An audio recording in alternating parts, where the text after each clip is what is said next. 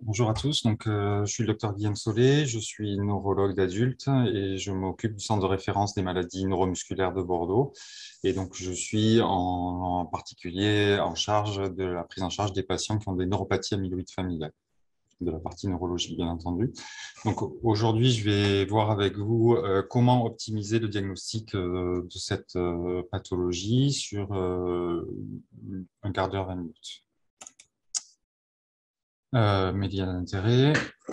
Donc, on commence par un cas clinique qui pourrait être explicite de on peut faire mieux dans le diagnostic des neuropathies amyloïdes familiales. C'est un homme de 52 ans qui est charpentier, qui vient pour un tableau de douleur des quatre membres avec des éléments dysautonomie, des diarrhées chroniques et des malaises. Donc, il n'y a pas de difficulté à faire le diagnostic maintenant chez ce patient, surtout dans le contexte d'un webinaire sur l'amylose. Il a un contexte de perte de poids, il a un père qui était décédé précocement avec la notion d'une tuberculose. Cliniquement, désolé pour les photos qui sont un peu anciennes, des troubles sensitifs distaux des quatre membres, un déficit moteur avec une amyotrophie distale et quelques signes d'insuffisance cardiaque. Donc un tableau de neuropathie avec dysautonomie et un problème cardiologique. Et un bilan qui a été réalisé qui était négatif, et un patient qui était perdu de vue. Et malheureusement, un patient qui est décédé quelques mois plus tard. Donc, le diagnostic avait été porté sur la nécropsie chez ce patient avec la présence de dépôts amorphes. Bon, je suis désolé là aussi pour la qualité des photos, mais vous verrez plus tard pourquoi elles sont de mauvaise qualité. Des dépôts amorphes dans l'endonèvre et dans d'autres tissus qui avaient fait poser le diagnostic de neuropathie amyloïde familiale. Et donc, la question, c'est est-ce qu'on peut optimiser le diagnostic chez ce type de patient-là? Bien entendu, on peut faire en sorte de faire un diagnostic beaucoup plus précoce pour éventuellement discuter d'une prise en charge. Alors, les présentations cliniques, vous savez qu'il y a deux grandes présentations. Une présentation des neuropathies amyloïdes familiales dans des formes portugaises et puis dans des formes non portugaises que là, je vais qualifier de françaises pour ce diaporama. Donc, la forme portugaise classique, hein, c'est un patient jeune qui vient vous voir pour, à partir de l'âge de 30 ans environ, des phénomènes douloureux. Ils sont souvent d'origine de la région de Porto, avec un foyer endémique dans cette région-là de 500 cas, avec des antécédents familiaux. Et souvent, ils ont perdu leurs parents, donc soit le père ou soit la mère, de façon précoce et quand ils avaient 8 à 10 ans. Le tableau classique d'une neuropathie amyloïde familiale portugaise, c'est le tableau de neuropathie des petites fibres avec une atteinte thermoalgique, des douleurs neuropathiques dans 50% des cas, des éléments dysautonomiques avec en particulier une gastroparésie responsable de nausées et d'une dyspepsie, des troubles moteurs distaux, enfin moteurs intestinaux distaux, avec une diarrhée, une perte de poids, une impuissance et des troubles trophiques. Donc, vous voyez vraiment, il commence vers la trentaine, 30-35 ans par ces phénomènes sensitifs. Et à peu près 5 ans plus tard, s'installe un déficit moteur avec des troubles de la marche. D'abord, un patient qui ne va pas avoir besoin d'aide, et puis après, un patient qui va avoir besoin d'aide. Donc là, on est au début de la quarantaine en général, et une cardiopathie qui apparaît à peu près au même moment. Le patient s'aggrave et donc une petite dizaine d'années après le diagnostic, il devient grabataire et un décès qui survient en moyenne à 10 ans après les premiers symptômes. La mutation, c'est la mutation portugaise classique, la mutation V30M ou V50M selon les nomenclatures, avec une pénétrance complète dans cette population et un début des mutations qui sont aussi retrouvées au Japon et en Suède. Donc, la forme tardive française, elle est différente avec un tableau beaucoup moins clair et pas forcément facile à diagnostiquer de neuropathie sensitivo-motrice longueur dépendante qui, pour un neurologue, peut être une neuropathie qui peut sembler un petit peu banale, d'autant plus qu'elle survient à un âge plus tardif avec un âge de survenue moyen aux environs de 60 ans. Il y a une atteinte sensitive à la fois proprioceptive avec une ataxie souvent, des troubles thermoalgiques, une atteinte motrice distale et une aréflexie généralisée. Donc un tableau plus de neuropathie à la fois des petites fibres et des grosses fibres. On peut avoir très classiquement dans cette forme-là une protéinorachie qui est modérément élevée et quelques éléments d'émielisation sur l'électromyogramme qui peuvent faire porter le diagnostic polyradiculonévrite chronique par abus. Et clairement, on a des patients qui répondent aux critères de polyradiculonévrite chronique. Et nous, on avait même un patient qui avait été inclus dans un essai thérapeutique de polyradiculonévrite chronique qui répondait complètement aux critères de PIDC, alors que c'était une neuropathie amyloïde familiale. Donc, quelque chose qui est beaucoup plus difficile à diagnostiquer, il faut savoir y penser. Une durée d'évolution qui est plus rapide, avec un patient qui, en 5 ans, va aggraver les choses avec une grabatarisation progressive. Il y a des formes atypiques avec début au membre supérieur, pseudomotoneurones, neuropathie ataxiante, on verra après. Donc, la cardiopathie s'installe plus rapidement que dans les formes portugaises. Un patient qui va devenir gravataire entre 5, aux environs de 5 ans environ, et un décès qui survient avant 10 ans, et donc plus rapide que dans les formes portugaises. Dans les formes portugaises, c'est plutôt 10 ans, et c'est plutôt 8 ans d'espérance de vie, sans traitement, bien sûr, dans les formes que j'appelle françaises aujourd'hui. La génétique, c'est une majorité de mutations V30M aussi. Donc, c'est la même mutation qui est responsable de 2 phénotypes différents avec une pénétrance qui est incomplète. David Adams avait décrit dans les formes françaises tout un spectre de présentation phénotypique avec de la polyneuropathie sensitivo-motrice axonale classique, des neuropathies ataxiantes. Donc ça, il faut vraiment penser à une amylose devant une neuropathie ataxiante. Il n'y a pas que les neuropathies inflammatoires qui sont ataxiantes. Des tableaux, bien sûr, de neuropathie des petites fibres et de neuropathie dysautonomiante, mais aussi des tableaux d'atteinte multifocale des membres supérieurs, avec en particulier des atteintes plexiques, puis bon, des tableaux un peu moins fréquents. Donc, quand évoquer le diagnostic, il y a des fois où le diagnostic est très simple à évoquer. Quand on a un arbre généalogique tel que celui-ci, où la moitié de la famille présente des troubles neurologiques et est décédée dans un tableau de cardiopathie associée aux troubles neurologiques, c'est assez facile, et d'autant plus que le patient vient d'une région particulière qui est un petit peu au-dessus et à l'est de Porto. S'il est originaire de cette région-là, c'est vraiment dans cette région-là la cause la plus fréquente de neuropathie devant la neuropathie diabétique. Parfois, bien sûr, on peut ne pas savoir que le patient est d'origine portugaise.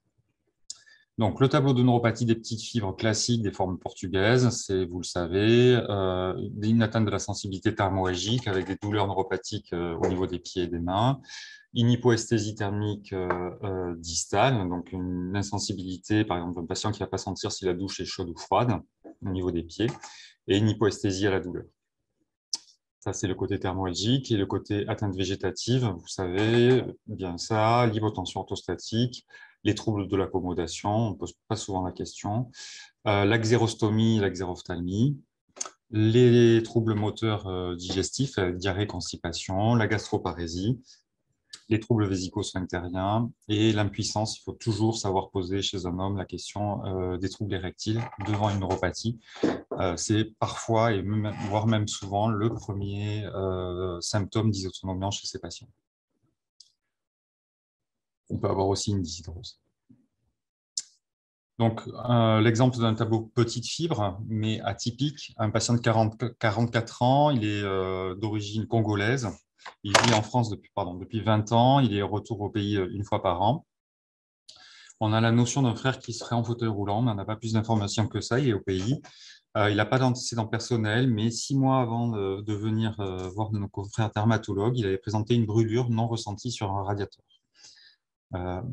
Là, vous voyez, donc c'est un black qui est d'origine zaïroise.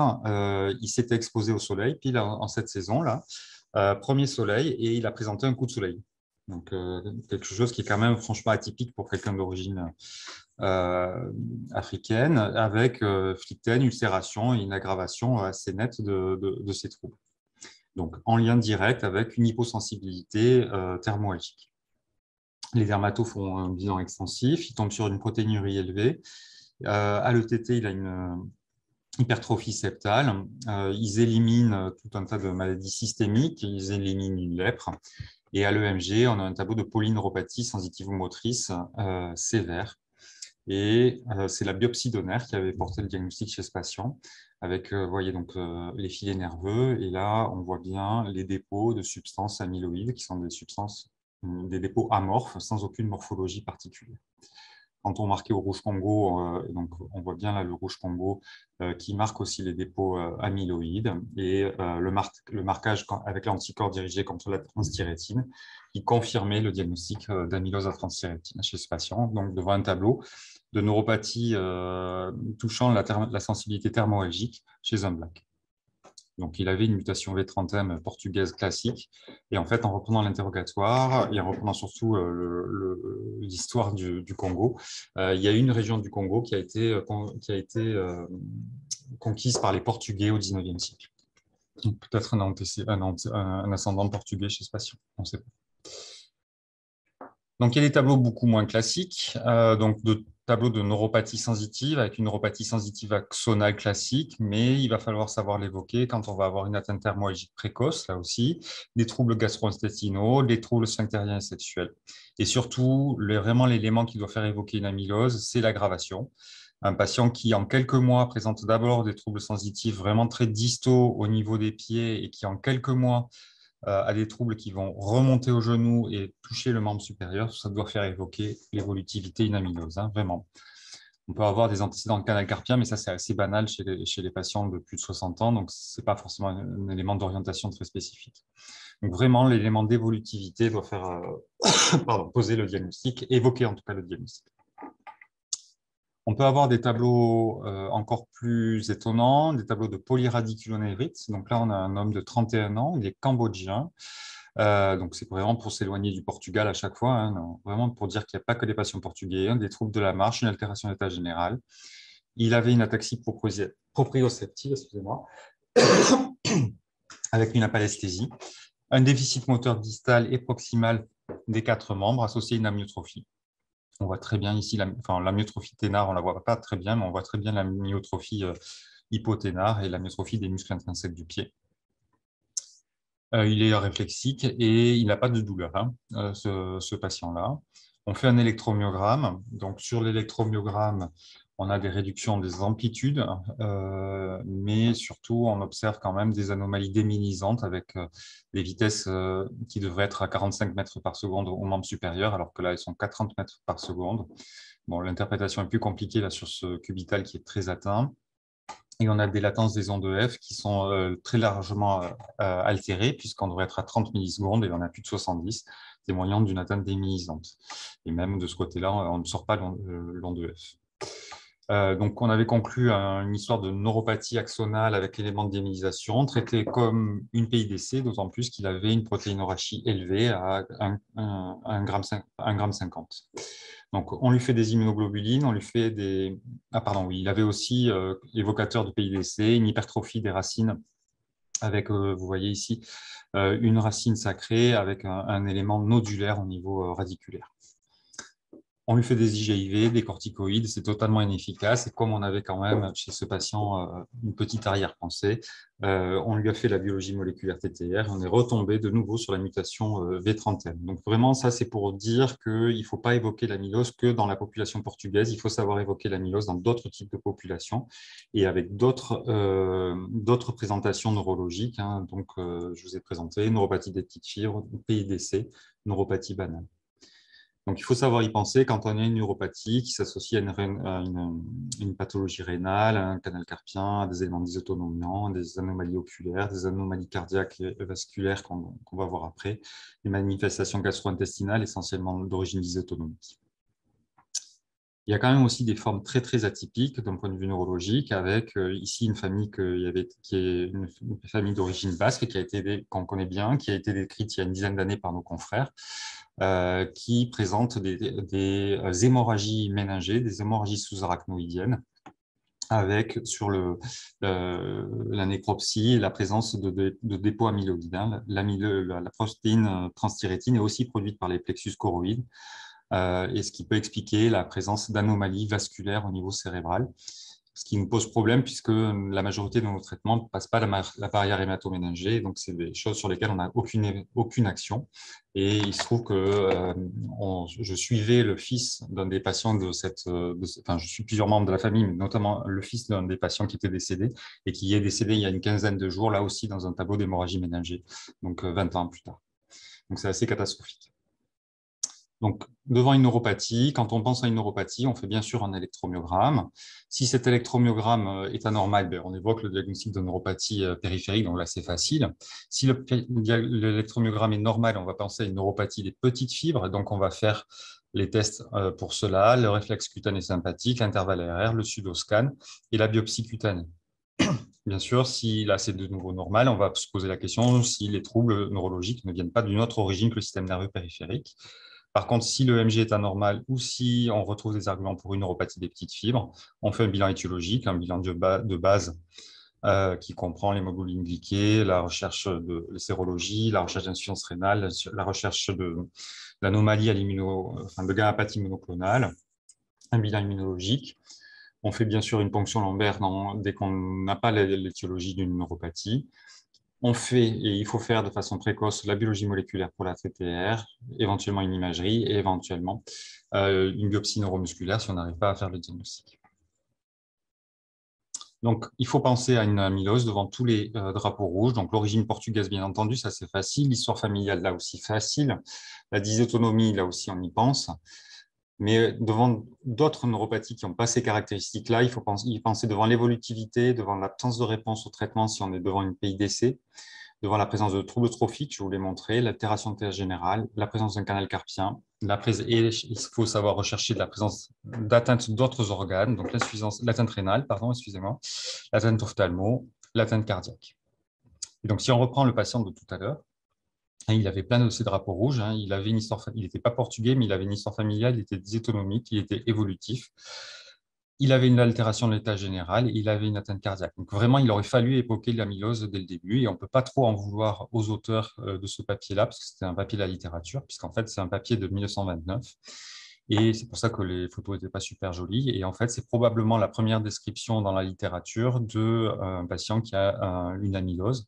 Forcément, le diagnostic n'avait pas été évoqué puisque la description princeps ensuite des amyloses par nos confrères portugais date de l'après-guerre. Et donc, forcément, le diagnostic n'avait pas été évoqué. Là, ils avaient évoqué un diagnostic de neuropathie héréditaire de type Dejerine et Sotas, en l'occurrence. Donc, je vous remercie de votre attention. Bonjour, donc moi, je suis Cécile Zordan, conseillère en génétique dans le service génétique médical du CHU de Bordeaux et donc j'interviens également au sein du centre de référence des maladies neuromusculaires. Voici donc mes liens d'intérêt. Juste en introduction, je fais un bref rappel sur ce qu'est le métier de conseiller en génétique parce que je ne sais pas s'il est connu de tous. Le métier de conseiller en génétique a été créé par la loi de santé publique de 2004 et donc nous intervenons sur prescription médicale sous la responsabilité d'un médecin qualifié en génétique au sein d'une équipe pluridisciplinaire. Nous participons à la délivrance des informations et conseils aux personnes et à leurs familles susceptibles de faire l'objet ou ayant fait l'objet d'un examen des caractéristiques génétiques à des fins médicales et également dans le cadre d'un diagnostic prénatal. Et donc, nous intervenons, participant à la prise en charge médico-sociale, psychologique et au suivi des personnes pour lesquelles cet examen est préconisé. Il s'agit d'un diplôme d'État et donc l'autorisation d'exercer la profession de conseiller en génétique est délivrée aux personnes titulaires d'un master professionnel sciences de la santé, mention pathologie humaine, avec une spécialité conseil en génétique et médecine prédictive. Et donc, il est délivré par l'Université d'Aix-Marseille 2. Enfin, jusqu'à présent, d'ici l'an prochain, il y aura 2 nouveaux masters à Paris et dans la région centre. C'est une formation donc, qui existe depuis 2004-2005, qui est approuvée par l'European Board of Human Genetics et avec une éligibilité à une certification européenne. J'ai mis un petit le cursus des personnes qui intègrent ce master. Bon, ça date de 2013, mais c'est essentiellement des personnes issues de filières scientifiques. Voilà, donc 70% étudiants et 30% déjà professionnels, par exemple sage-femme, infirmière. Concernant la consultation de conseil génétique, en quoi ça consiste et déjà à qui elle s'adresse. Donc, elle s'adresse déjà au patient qui a reçu un diagnostic d'amylose à transthyrétine, puis aux apparentés à risque qui peuvent donc être dépistés. Et donc, elle a lieu suite à la confirmation du diagnostic moléculaire en général. Comment elle se déroule? Donc, dans un premier temps, on commence toujours par retracer avec le patient son arbre généalogique, ce qui permet d'une part de revisiter l'histoire familiale et de s'assurer qu'il n'y a pas d'autres risques génétiques. On reprend avec le patient aussi ses origines géographiques et donc cet arbre généalogique permet d'identifier les apparentés à risque, avec notamment le lien de parenté avec le patient, en nous prenant l'identité ainsi que le lieu de résidence des apparentés à risque et nous vérifions s'il n'y a pas de symptomatologie évocatrice chez les apparentés. Par la suite, nous expliquons aux consultants le mode de transmission donc, que suit l'amylose à la transthyrétine avec donc, le risque de 50% de transmission à la descendance quand on est porteur de la mutation familiale. Nous l'informons sur les caractéristiques cliniques associées à ce variant et également sur la pénétrance. Donc, le conseil génétique est adapté en fonction du type de variant et également de l'origine géographique du patient, puisqu'on a vu tout à l'heure qu'il pouvait y avoir des différences. Ce qu'il faut savoir, donc, comme disait tout à l'heure Guillaume, c'est qu'il y a des zones endémiques pour l'amylose à la transthyrétine avec donc, des pénétrances variables. On connaît donc pour le variant le plus fréquent, le variant Val 30 mètres, des zones endémiques telles que le nord du Portugal, de la Suède et certains villages du Japon. Il y a également des zones endémiques pour le variant cardiaque, le Val 112, avec environ 30 à, enfin, avec une prévalence qui est de 3 à 4% chez les personnes originaires d'Afrique. Il y a plus de 100 variants différents qui ont été décrits dans ce gène, distribués tout le long du gène et qui entraînent une mauvaise conformation de la protéine TTR. Donc, on sait aussi qu'il y a une pénétrance qui est différente selon les variants et selon l'origine géographique. Donc, la pénétrance, c'est le risque de développer la maladie lorsqu'on est porteur du variant. Donc, comme on disait, au Portugal, c'est une pénétrance qui est plus élevée, avec notamment, on estime un risque de 80% de développer l'amylose à 50 ans, alors qu'en France, on l'estime à 14% à 50 ans. En revanche, en Suède, cette pénétrance est plus faible puisqu'elle est de 52% à 80 ans et 11% à 50 ans. Par la suite, au cours de la consultation, donc on aborde l'information à la parentèle. Donc, on explique aux patients quelles sont ces apparentés à risque et donc à informer. En général, il s'agit des apparentés au premier degré, mais après, c'est aussi en fonction de l'histoire familiale. Et donc, on aborde les modalités de cette information à la parentèle, puisqu'il faut savoir que ces modalités sont bien décrites dans un décret de 2013 qui fait suite à la loi de bioéthique de 2011. Lorsqu'il est identifié chez une personne une anomalie génétique qui peut faire l'objet de mesures de prévention, y compris de conseil génétique ou de soins, il est tenu d'en informer ses apparentés à risque. Et cette obligation d'information doit être transmise au patient dès la prescription du test génétique, donc dès la signature du consentement. Il faut lui expliquer que si on identifie une anomalie génétique chez lui qui peut concerner les autres membres de sa famille, il sera tenu de les informer. Et dans ce cadre-là, c'est d'autant plus important puisqu'on sait qu'il existe un bénéfice médical à réaliser, à connaître son statut vis-à-vis d'une mutation responsable d'amylose à la transthyrétine. Pour aider à ce dépistage génétique familial, nous n'hésitons pas à remettre un support écrit aux patients, que ce soit des plaquettes d'information, un courrier, et nous lui transmettons également les coordonnées des services de génétique proches du domicile de ces apparentés qui pourra ainsi leur transmettre également.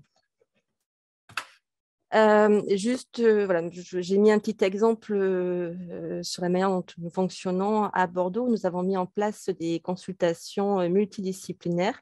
Donc, depuis 2015, notamment, il y a des consultations binôme neurologue conseillère en génétique, essentiellement pour des consultations de rendu de résultats, où donc le neurologue va annoncer ou confirmer le diagnostic au patient et donc faire le point aussi sur le suivi et le traitement. Et donc, moi, dans un second temps, j'aborde le conseil génétique et le dépistage familial.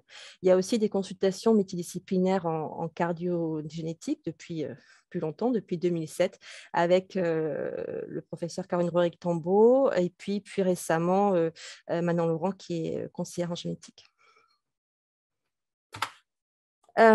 Et donc, pour finir, concernant les apparentés à risque, donc une fois qu'ils ont été informés par le patient, si les apparentés sont asymptomatiques, le test génétique chez eux rentre dans le cadre d'un diagnostic génétique présymptomatique qui doit être réalisé par une équipe multidisciplinaire assemblant les compétences cliniques et génétiques et qui se dote d'un protocole de prise en charge, notamment avec un temps de réflexion, avec 2 prélèvements sanguins indépendants. Et donc, cette équipe et ce protocole doit être déclaré auprès de l'Agence de la biomédecine. Et comme on disait, il existe effectivement un bénéfice médical à réaliser ce diagnostic génétique présymptomatique chez les apparentés asymptomatiques à risque, puisque s'ils sont porteurs de la mutation familiale, cela permet de réaliser un bilan initial et un suivi, donc qui pourra être adapté en fonction de l'âge, du type de variant, de l'âge de début dans la famille et de son origine géographique, mais qui permet donc d'identifier au plus tôt le début de la maladie et donc d'initier le plus précocement possible un traitement adapté. Et donc, les apparentés porteurs sont également informés des symptômes évocateurs d'une maladie débutante. Pour rappel, en France, il n'est pas réalisé de diagnostic génétique présymptomatique chez un mineur en l'absence de bénéfice médical immédiat. Donc, en conclusion, cette petite présentation, c'était surtout pour vous dire l'importance de la consultation de conseil génétique suite à un diagnostic génétique moléculaire, puisque nous pouvons prendre le temps avec le patient à l'informer de l'importance de transmettre l'information aux membres de sa famille, à l'aider pour la transmission de cette information pour permettre le diagnostic génétique présymptomatique des apparentés. Je vous remercie pour votre attention. Bonjour à tous, Patricia Réan, je suis responsable du centre de compétences des cardiomyopathies hypertrophiques et diverses sur le CHU de Bordeaux depuis maintenant 14 ans, avec une particularité de travailler en binôme avec en effet une généticienne, le professeur Caroline Roerick-Tambo, dont vous a parlé Cécile Zordan. Donc tout à l'heure de bord, mes liens d'intérêt. Donc il y a bien sûr différents types d'amylose, mais en cardiologie, il y a principalement 2 types qui sont à éliminer en priorité quand on est face à une suspicion côté cardio. Et notamment, la plus urgente et la plus sévère, c'est l'amylose à chaîne légère, qui nécessite une prise en charge thérapeutique spécifique et en urgence. Et puis, de plus en plus souvent, qui a pris le devant par rapport, en termes de prévalence, c'est l'amylose à transthyrétine, avec chez nous en cardiologie des formes héréditaires, mais aussi sauvages, c'est-à-dire liées à la dégénérescence liée à l'âge, et qui, ces formes sauvages, occupent à peu près 90% des amyloses cardiaques à transthyrétine. En termes d'arrivée dans le timing, souvent on a un syndrome du canal carpien qui précède l'atteinte cardiaque et puis une neuropathie qui peut également coexister, surtout quand il y a une origine génétique. Mais dans 30% des amyloses séniles, il peut y avoir aussi une neuropathie associée. Donc c'est pour ça qu'on demande très souvent chez les patients également un électromyogramme et un avis neurologique pour éventuellement mettre en place une prise en charge thérapeutique et une surveillance de ce côté. Au niveau des signes à l'électrocardiogramme, on peut avoir un microvoltage, c'est plus particulièrement dans les amyloses cardiaques à chaîne légère, mais on peut aussi le trouver dans les amyloses à transthyrétine. Ça peut se présenter aussi sous forme d'une HVG électrique. On peut avoir des anomalies de la repolarisation non spécifiques, mais ce qui est assez caractéristique dans cette maladie, c'est les troubles de la conduction de type BAV ou bloc de branche qui peuvent s'associer, se cumuler et qui sont potentiellement à risque de troubles d'arrêt cardiaque sur bloc complet et donc qui peuvent justifier de la mise en place d'un pacemaker. Et puis les ondes Q de pseudonécrose qui sont assez fréquentes également et qui s'associent parfois aux troubles de conduction. Et puis, c'est des patients qui font volontiers des arythmies supraventriculaires, principalement, avec un risque d'AVC qu'il faut systématiquement anticoaguler dès le premier épisode de FA paroxystique. Ils peuvent également faire des arythmies ventriculaires, mais la plupart, quand même, ont plus de risque d'arythmies supraventriculaires. Et les décès liés au côté cardiologique sont plus liés à des troubles conductifs qu'à des troubles rythmiques ventriculaires de manière générale. Vous avez ici un exemple de microvoltage à l'ECG chez un patient avec une amylose AL, avec quelques extrasystoles. Ici, c'est un patient avec une amylose à transthyrétine génétique familiale avec le bloc de branche, le BAV1 et puis un bloc de conduction intraventriculaire associé à une onde Q en V2 qui est un peu crochetée. Il n'y a pas ici de trouble de la repolarisation de type onde T mais négatif, mais ça peut également s'observer. Vous avez ici un autre patient là, qui cumule de la fibrillation auriculaire avec un bloc de branche gauche complet. Et donc ensuite, dans l'évaluation, on réalise systématiquement une échocardiographie. Ça va être un examen important pour l'évaluation initiale, le diagnostic positif et le suivi. Généralement, c'est des patients qui ont une hypertrophie ventriculaire gauche assez diffuse et qui va toucher aussi le ventricule droit. On peut avoir un aspect un peu scintillant du septum, comme vous le voyez sur ces boucles, mais ce n'est pas spécifique. On peut le voir dans d'autres cardiomyopathies. Donc, c'est plutôt le caractère diffus de l'hypertrophie. Alors, ce n'est pas forcément une hypertrophie très importante. Ça peut être juste 12 mm, mais le fait qu'il y ait une petite cavité associée avec 12 mm d'épaisseur de paroi, on va être marqué par le fait d'avoir un microvoltage anormal de l'ECG en rapport avec une hypertrophie qui est présente. Donc, ça doit être un red flag pour penser à l'amylose. Et puis, on peut avoir une infiltration du septum interauriculaire qui s'y associe. Si vous avez un autre exemple, toujours d'amylose cardiaque, avec ici un ventricule gauche qui est très épaissi, une oreillette gauche qui est dilatée et puis un épanchement péricardique. Et puis, on va mesurer l'épaisseur de la paroi du ventricule droit en incidence sous-costale sur l'image que vous voyez en bas à droite, où on mesure ici l'épaisseur qui est supérieure à 5 mm et qui témoigne également d'une infiltration du ventricule droit. Au-delà de 5 mm, on a cette hypertrophie du ventricule droit qui est également un élément important pour orienter vers une origine infiltrative comme une amylose cardiaque quand on est face à un patient qui a une hypertrophie ventriculaire gauche. Après, on a un outil depuis une quinzaine d'années qui s'appelle le strain qui permet d'évaluer la fonction longitudinale systolique du ventricule gauche. Donc, c'est un élément complémentaire à la fraction d'éjection qui est souvent préservé chez ces patients. Et le strain est quant à lui altéré. Et vous voyez l'aspect, l'image en coloré en bas à droite, qui représente en fait les différents segments du ventricule gauche, les 17 segments. Au centre, c'est les segments apicaux. Et vous voyez que les segments basaux ont des valeurs très basses. Et très souvent, on a cet aspect un peu en cocarde qui est assez caractéristique de l'amylose et qui doit vraiment nous faire alerter pour rechercher cette pathologie quand on est face à cette configuration. Et on peut avoir bien sûr une dysfonction diastolique associée avec une élévation des pressions de remplissage et une hypertension artérielle pulmonaire. Il y a des valvulopathies et des infiltrations valvulaires aussi qui peuvent se voir. Quand on est face à la suspicion d'amylose cardiaque basée sur les éléments cliniques, l'électrocardiogramme et l'échocardiographie, on va éliminer en priorité une amylose AL parce que c'est celle qui est la plus grave dans le cas de figure. Et donc, on va demander une électrophorèse des protéines sanguines et urinaires avec immunofixation et puis un dosage des chaînes légères libres sanguines d'immunoglobuline avec le rapport kappa sur lambda. Au moindre doute, on demandera un avis aux internistes ou aux hématos pour être sûr qu'on a bien éliminé cette amylose AL. Et si besoin, donc on aura recours à d'autres biopsies plus profondes si les biopsies de graisse abdominale ou de glandes salivaires accessoires, par exemple, sont insuffisantes pour trancher. Quand on suspecte plutôt une amylose à transthyrétine, on peut réaliser en parallèle du bilan dont on vient de parler une scintigraphie amylose au DPD.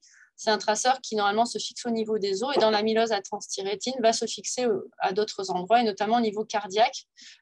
Et on a une classification, celle de Perugini, qui est de 1 à 3, de 0 à 3 même. 0 c'est absence de fixation, 1 c'est petite fixation, 2 et 3 c'est fixation modérée et importante. Et quand on est à un stade supérieur ou égal à 2, on considère que ça peut être une amylose à transthyrétine et si le bilan hémato est négatif, on peut conclure à une amylose cardiaque à transthyrétine.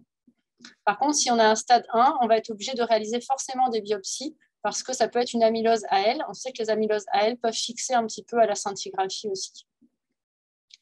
Donc, vous avez ici en complément l'IRM cardiaque qui peut être réalisé, mais souvent on a un petit peu de délai pour avoir cet examen, donc on ne le réalise pas forcément en priorité. La priorité, c'est plutôt le bilan hémato plus la scintigraphie dont je viens de parler.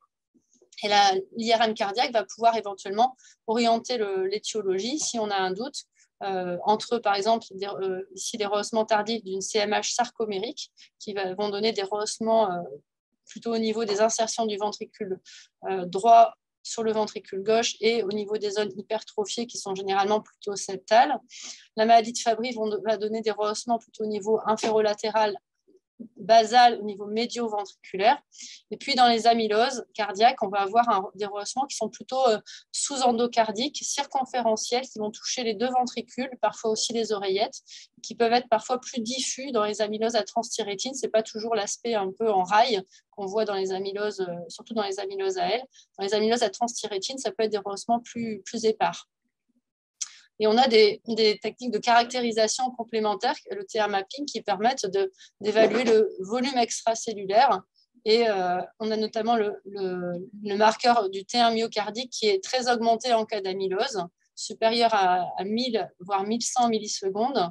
C'est caractéristique par rapport aux autres types de cardiomyopathie, comme par exemple les CMH sarcomériques que vous voyez au centre, ou la maladie de Fabry qui donne plutôt des T1 diminués. Et puis, le volume extracellulaire se calcule à partir de ce T1 mapping avant et après injection de gadolinium combiné à un dosage de l'hématocrite qui permet de définir son niveau d'infiltration. Et quand on a une infiltration supérieure à 45% de la masse myocardique, on a un pronostic qui est plus défavorable en cas d'amylose AL. Et le cutoff est plutôt aux alentours de 60-69% pour les amyloses à transthyrétine pour avoir un pronostic plus sévère. Il y a des cutoffs un peu différents selon le type d'amylose. Et donc, pour avancer dans l'algorithme, une fois qu'on a écarté l'amylose AL, on va donc faire le diagnostic d'amylose à transthyrétine et on ira systématiquement à la génétique, quel que soit l'âge du patient. Parce qu'on a même des patients de 90 ou 94 ans qui sont parfois des amyloses familiales. Et donc, il y a forcément une déclinaison pour la famille qui est importante derrière. Donc, on le fait systématiquement. Ce n'est pas toujours facile à comprendre pour les patients ou pour les médecins. Ça doit vraiment rentrer dans la pratique courante, en tout cas. Les complications, c'est principalement l'insuffisance cardiaque, les troubles conductifs qui peuvent nécessiter un pacemaker pour éviter la mort subite, la tachycardie ventriculaire et les troubles du rythme supraventriculaire, on en a déjà parlé, avec le risque thromboembolique. Le pronostic, il est particulièrement lié aux biomarqueurs que sont le débit de filtration glomérulaire et le NT-proBNP, notamment quand le NT-proBNP est supérieur à 3000. On sait que c'est des patients qui vont moins bien répondre au traitement spécifique. Quand le débit cardiaque est inférieur à 4 litres par minute et quand il y a un épanchement péricardique, c'est également un facteur de mauvais pronostic. Il y a également le fait que le patient ait déjà fait des épisodes de décompensation cardiaque, surtout s'il est encore en NYHA 3-4, malgré le traitement optimal. Si l'épaisseur pariétale est très importante, si la fraction d'éjection est diminuée, et s'il a eu besoin d'un pacemaker, enfin bref, plus il a eu déjà toutes les complications possibles, plus son pronostic est réservé. Donc, ce qu'il faut retenir, c'est que c'est très important de dépister précocement. Il y a pas mal de patients qui ont quand même un retard de 4 à 5 ans parfois sur le diagnostic. Il faut y penser devant toute CMH, surtout si elle est concentrée, diffuse, inexpliquée. Si elle reste symptomatique, notamment chez les patients qui ont eu un TAVI, pour sténose aortique. Il y a une association forte avec la sténose aortique. Et puis, en cas d'insuffisance cardiaque à fraction d'éjection préservée. Bien sûr, toujours penser à l'amylose AL et vraiment l'écarter en priorité quand on a une atteinte cardiaque. Les biopsies ne sont pas systématiques si on a une amylose à transthyrétine avec une fixation à la scintille et un bilan hémato normal. Et puis, il faut être vigilant sur certains médicaments et notamment les bêta-bloquants. En tout cas, on ne traite pas un patient avec amylose cardiaque comme un traitement insuffisant cardiaque classique.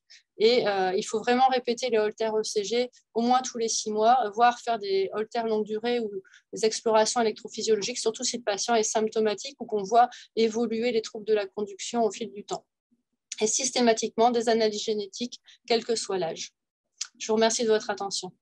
Donc, merci beaucoup à Guilhem de m'avoir convié à cette réunion du jour. Moi, j'apprends plein de choses parce que l'amylose à transthyrétine, c'est une pathologie rare en néphrologie, on va le voir, et que je connais quand même assez peu. Donc, quelques diapositives, ça va aller très vite sur cette pathologie et la partie néphrologique. Donc, je n'ai aucun lien d'intérêt vis-à-vis de cette présentation. Et donc, pourquoi est-ce que c'est rare? Quelques mots pour une cohorte française de patients porteurs de l'amylose avec la mutation B30M. Donc, c'est une cohorte du sud de la France.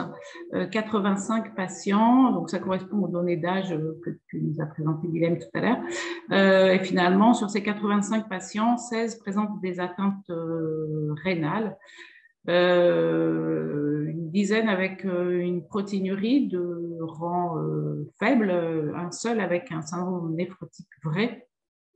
La majeure partie de ces patients sont hypertendus et très peu finalement évoluent vers la maladie rénale chronique.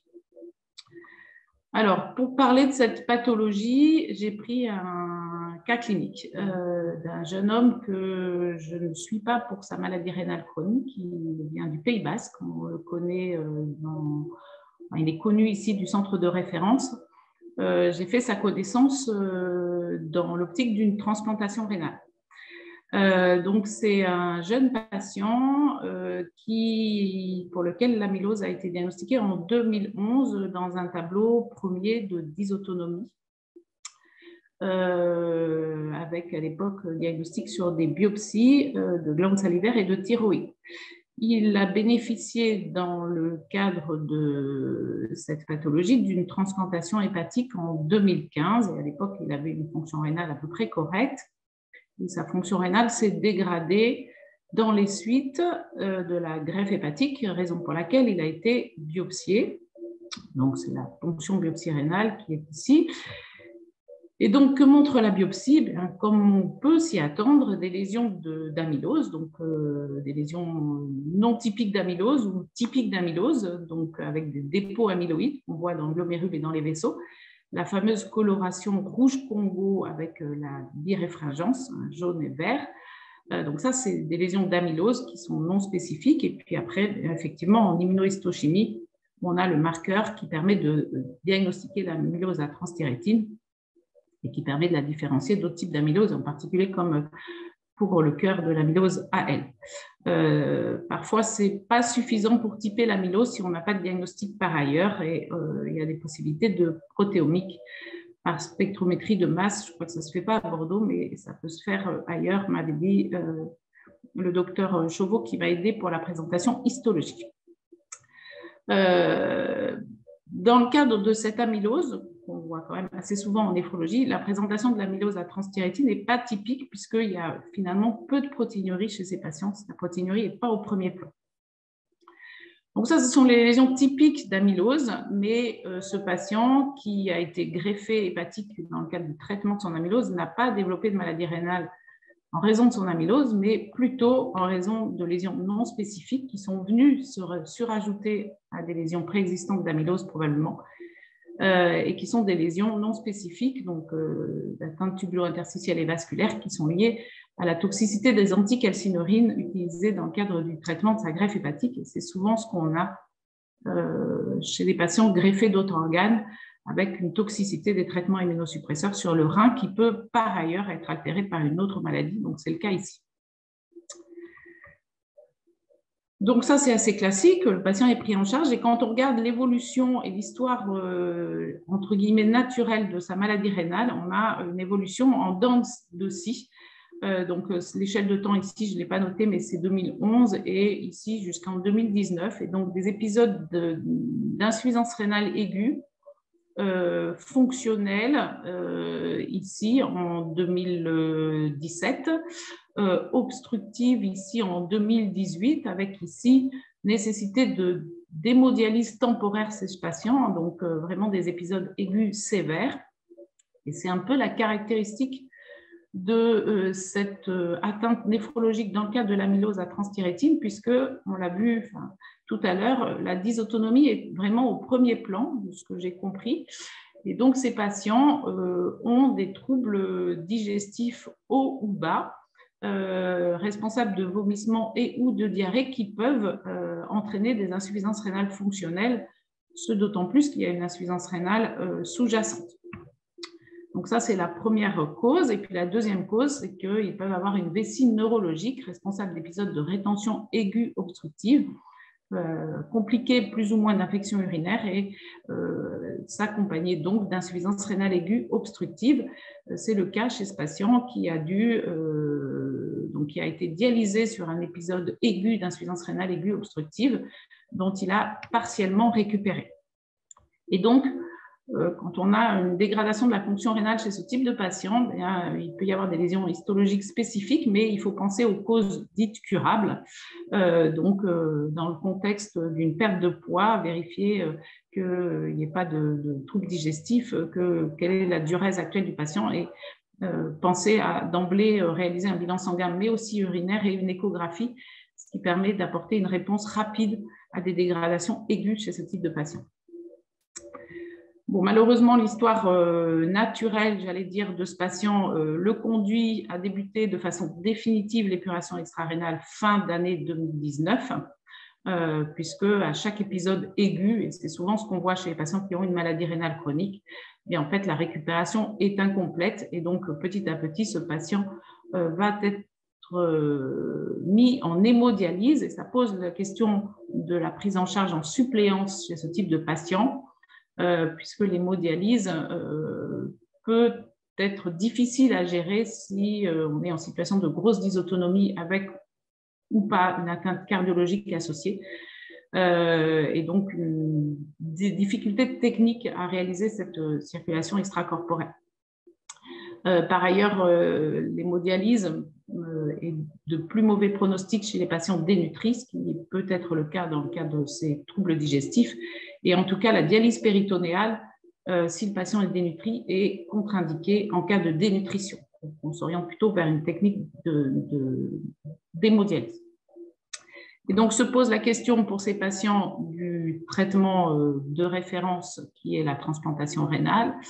Et donc, on est dans plusieurs situations. Soit le patient a une fonction rénale qui est assez peu altérée, donc on est ici, voilà, j'ai trouvé la petite flèche, avec un DFG supérieur à 60, et donc si la greffe hépatique est proposée, elle doit être réalisée en première intention, et c'est le cas de ce patient qui, dans un second temps, développe une insuffisance rénale avancée, probablement en raison de son amylose, mais aussi en raison des traitements associés à la greffe hépatique.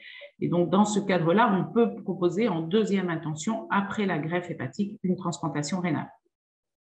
En revanche, si la question de la transplantation se pose pour des patients qui ont déjà une altération importante de la fonction rénale avec un DFG à moins de 30, eh bien, les patients doivent bénéficier d'une double greffe d'emblée, foie et rein. Donc, on peut faire des greffes combinées. Mais en tout cas, si les patients ne sont pas éligibles à la transplantation hépatique, ils ne peuvent pas bénéficier d'une transplantation rénale seule, puisque ça répond un petit peu à la question tout à l'heure pour la greffe cardiaque.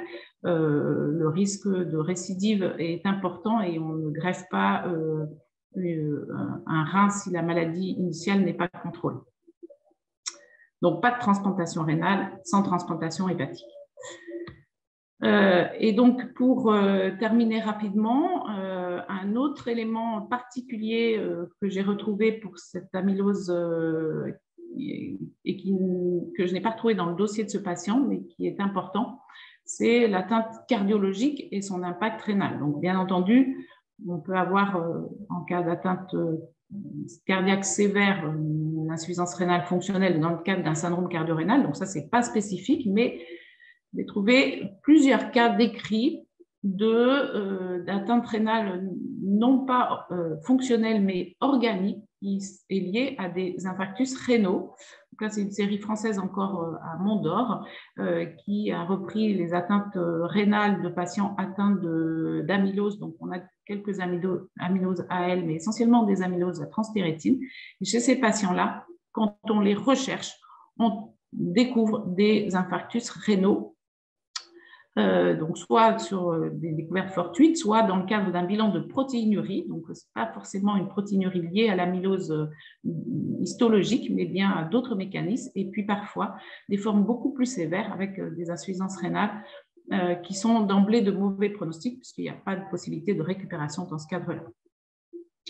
Donc, un bref mot des recommandations que j'ai trouvées sur les propositions de prise en charge ou de management de la maladie rénale chronique chez les patients porteurs d'une amylose à transthyrétine. Donc, c'est une surveillance qui doit être annuelle de l'organe rein par des choses très simples, protéinurie et évaluation de la fonction rénale par dosage de la créatinine. Donc, rien de neuf dans ce cadre-là. Et puis surtout, ne pas oublier l'avis néphrologique quand celui-ci est nécessaire. Voilà, donc pour terminer, finalement, dans l'amylose à transthyrétine, l'atteinte rénale, elle est peu typique, et même la spécifique est peu typique, et on a surtout des événements aigus qui sont d'autres causes fonctionnelles, obstructives, et une particularité qui sont la non-rareté d'infarctus rénaux qu'on voit assez peu par ailleurs. Voilà, avec une prise en charge chez ces patients dont on vient de parler dans leur passer sur des tableaux de présentation clinique très complexes. Et donc, pour nous, quand il y a une nécessité de suppléance, une prise en charge, là aussi, extrêmement difficile sur un plan hémodynamique et nutritionnel. Voilà, je vous remercie.